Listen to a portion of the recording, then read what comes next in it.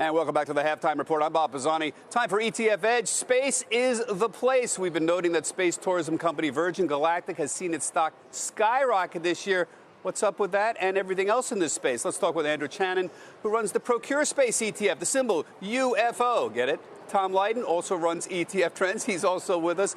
Andrew, give us 20 seconds. What's going on with Virgin Galactic? Is this a temporary thing? Is there fundamentals behind this? There's a few things. One being that more institutions are actually starting to pick up coverage on this, so it's actually getting a lot more attention from the banks.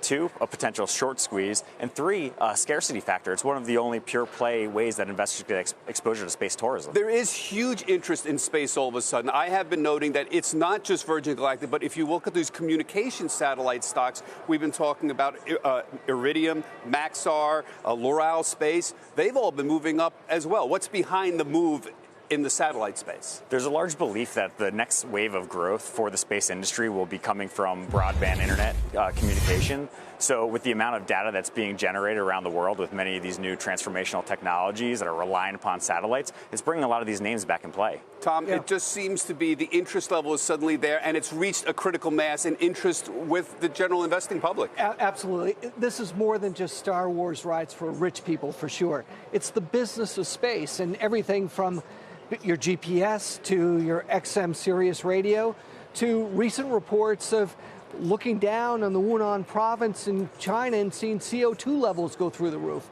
It really does help us, and you picked out the key companies that are going to grow in that area. Is that right? So, there's all different types of space companies. We're looking at companies specializing in communications, satellite imagery, like you said, that can actually detect things that are going on planet Earth that without being in space, you wouldn't even know. But not all of them are winners. So I was looking at Intelsat and Globalstar. They haven't done anything in the last 6 months. In fact, Intelsat had a big drop recently back in November. What's going on there? That's a great point. So actually what happened back towards the end of the year was the government in the U.S. came out talking about the spectrum auction for 5G and actually said we're not going to allow any foreign companies from other countries to get involved. And Intelsat being one of those took a big hit. So government action influences these satellites companies? It certainly can. Okay, thanks very much, guys.